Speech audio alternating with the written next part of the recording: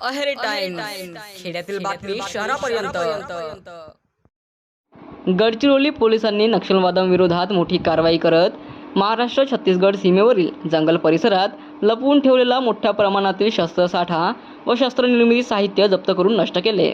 आत्मसमर्पित नक्षलवाद्यांकडून मिळालेल्या गुप्त माहितीच्या आधारे ही संयुक्त मोहीम राबविण्यात आली। पोलिसांनी 26 व 27 मे 2026 रोजी विशेष शोध मोहीम हाती घेतली।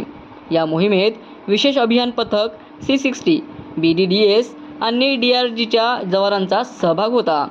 नारायणपूर छत्तीसगड येथील काकर परिसरापासून सुमारे 7 किलोमीटर अंतरावरील जंगलात नक्षलवाद्यांनी शस्त्रे व स्फोटक साहित्य लपवून ठेवल्याची माहिती पोलिसांना मिळाली होती।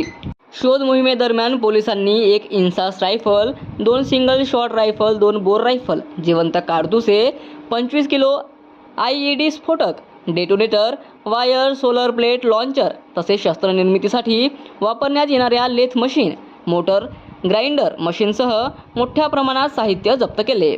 याशिवाय नक्षलवाद्यांकडून वापरले जाणारे विविध साहित्य घटनास्थळीच नष्ट करण्यात आले। ही कारवाई पोलीस अधीक्षक M रमेश यांच्या मार्गदर्शनाखाली पार पडली।